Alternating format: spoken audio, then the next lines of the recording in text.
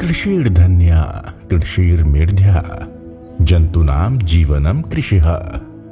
अर्थात कृषि संपत्ति और मेधा प्रदान करती है और कृषि ही मानव जीवन का आधार है। भारत में कृषि व्यवसाय विश्व में सबसे प्राचीन और महत्वपूर्ण धार्मिक और सांस्कृतिक दृष्टिकोण से जुड़ा है और इसका जीवंत उदाहरण है गंगा नदी, जो देश की कृषि को आर्थिक संतुलन प्रदान करती हुई कृषि को धार्मिक और आध्यात्मिक चेतना से जोड़ती है। हम सभी जानते हैं कि हमारा भारत एक कृषि प्रधान देश है और यहाँ की कृषि ही भारतीय अर्थव्यवस्था और यहाँ की सामाजिक संरचना की रीढ़ है। यानी भारत के कुल क्षेत्रफल के लगभग 51% कृषि के भाग में देश की कुल श्रम शक्ति का लगभग 52% भाग कृषि और इससे संबंधित उद्योग और व्यवसायों से अपनी आजीविका चलाता है। आज देश की कृषि और कृषि आधारित उद्योगों को नए आयाम मिले हैं।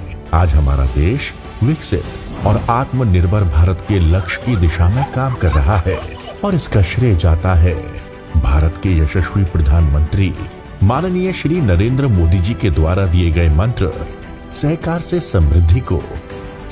समृद्धि के संकल्प को साकार करने के लिए माननीय गृह और सहकारिता मंत्री श्री अमित शाह जी देश के ग्रामीण विकास, कृषि और कृषक उत्थान के संकल्प को साकार करने की दिशा में तेजी से अग्रसर हैं।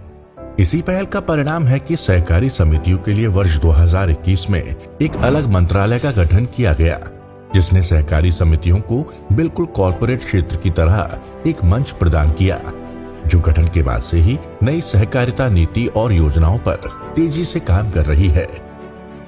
सहकारिता के स्वर्णिम सफर पर आगे बढ़ते हुए सहकारी क्षेत्र में डिजिटल प्रणालियों को बढ़ावा मिलने से छोटे बड़े हर स्तर पर भ्रष्टाचार कम होता दिखाई दे रहा है और सहकारी क्षेत्र पारदर्शिता और भ्रष्टाचार मुक्त शासन का मॉडल बनकर उभर रहा है। सहकारिता भारत की मिट्टी से अंकुरित एक विचार है जिसका उद्देश्य प्रत्येक व्यक्ति को बेरोजगारी से मुक्त करना है। आज सहकारिता के माध्यम से महिलाएं स्वयं सहायता समूह बनाकर स्वरोजगार से जुड़ रही हैं, तो वहीं सहकारी क्रेडिट सोसाइटियां सहकारी बैंक बनाकर लोगों को साहूकारी ब्याज से छुटकारा दिलाने का कार्य कर रही हैं। केंद्र सरकार ने देश की 65,000 प्राथमिक कृषि क्रेडिट समितियों यानी पैक्स के कंप्यूटरीकरण का निर्णय लिया है, जिससे पैक्स, जिला सहकारी बैंक, राज्य सहकारी बैंक और नाबार्ड ऑनलाइन हो जाएंगे और इससे व्यवस्था में पारदर्शिता आएगी। आज मत्स्य पालन क्षेत्र में 25,000 से अधिक सहकारी समितियां काम कर रही हैं, जहां मछली प्रसंस्करण, मछली सुखाने, मछली का इलाज, मछली भंडारण, मछली डिब्बाबंदी और मछली परिवहन जैसे उद्योगों को मजबूत किया जा रहा है। सहकारिता का समर्थन करती पीएम मत्स्य संपदा योजना के माध्यम से जल निकाय के पास रहने वाले ग्रामीणों और किसानों के लिए अतिरिक्त आय के साधन सुनिश्चित हुए हैं। ये सहकारिता का ही चमत्कार है कि देश में बनाए जा रहे एफपीओज यानी फार्मर प्रोड्यूसर ऑर्गेनाइजेशन की मदद से छोटे किसानों को बाजार में बड़ी ताकत मिल रही है। किसानों की आय बढ़ाने के लिए शहद उत्पादन, जैविक खाद्य पदार्थ, सौर पैनल और मृदा परीक्षण में भी सहकारी क्षेत्र तेजी से कार्य कर रहे हैं। आज सहकारिता यानी सहयोग पर आधारित कृषि आधारित व्यवसायों से देश के किसान और पशुपालक इसे दैनिक जीवन में महसूस कर पा रहे हैं। ये सहकारिता का ही सजग प्रयास है कि भारत सरकार भूमि की उपजाऊ क्षमता विकसित करने के लिए पीएम प्रणाम योजना के माध्यम से रसायन मुक्त खेती के लिए लोगों को जागरूक करती हुई वैकल्पिक उर्वरकों के उपयोग को बढ़ावा दे रही है। यही नहीं, उर्वरक की बढ़ती वैश्विक कीमतों का बोझ किसानों पर ना पड़े, इसके लिए पिछले 9 सालों में सिर्फ फर्टिलाइजर सब्सिडी पर ही सरकार ने 10 लाख करोड़ रुपए से ज्यादा खर्च किए हैं। विश्व स्तर पर सहकारी समितियों की बात करें तो दुनिया की 30 लाख सहकारी समितियों में से लगभग 8,55,000 भारत में हैं और लगभग 13 करोड़ लोग इन समितियों से सीधे जुड़े हुए हैं। वहीं देश के 91% गांव ऐसे हैं जिनमें कोई ना कोई सहकारी समिति मौजूद है और अच्छा काम कर रही है। इसका एक सफल उदाहरण है पूर्णतः सहकारी स्वामित्व वाला विश्व का सबसे बड़ा Indian farmers fertiliser cooperative limited यानी इफ्को संगठन। किसानों के लिए, किसानों द्वारा किसानों तक, मिशन को पूरा करने के लिए इफ्को ने किसानों की सेवा में लगभग 55 वर्ष लगा दिए हैं।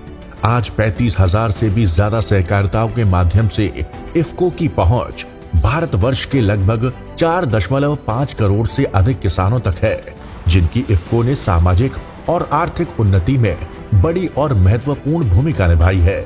दुनिया के पहले वाणिज्यिक नैनो उर्वरक, नैनो यूरिया और नैनो डीएपी को बाजार में लाकर इफ्को ने आत्मनिर्भर भारत और आत्मनिर्भर कृषि के एक नए युग की शुरुआत की है। नैनो यूरिया और नैनो डीएपी ऐसे आविष्कार जो मिट्टी की उर्वरा शक्ति में सुधार लाते हुए किसानों की कृषि लागत कम करते हैं और मुनाफा बढ़ाते हैं। इफ्को की ये महत्वपूर्ण पहल प्रधानमंत्री नरेंद्र मोदी जी के कृषकों की दोगुनी आय बढ़ाने में एक मील का पत्थर है। भारत सरकार के मार्गदर्शन में राष्ट्रीय स्तर पर गठित हुए भारतीय बीज सहकारी समिति लिमिटेड में इफ्को का सबसे महत्वपूर्ण योगदान है, जहां गुणवत्ता परक बीजों का उत्पादन, प्रसंस्करण, भंडारण, विपणन, ब्रांडिंग, लेबलिंग, वितरण, रिसर्च एंड डेवलपमेंट करवाया जाएगा। विश्व की 300 सबसे बड़ी और भारत की 3 सहकारी समितियों में से इफ्को को भारत ही नहीं, विश्व स्तर पर सबसे बड़ी सहकारी समिति का सम्मान प्राप्त हुआ है। वर्तमान में सरकार और सहकार यानी सहकारिता मिलकर विकसित भारत के सपने को दोगुनी ताकत से साकार करने की कोशिश कर रहे हैं। छोटे से छोटे व्यक्ति को रोजगार देकर विकास की प्रक्रिया से हर घर को समृद्ध बनाना और हर परिवार की समृद्धि से देश को समृद्ध बनाना ही सहकार से समृद्धि का मूल मंत्र है।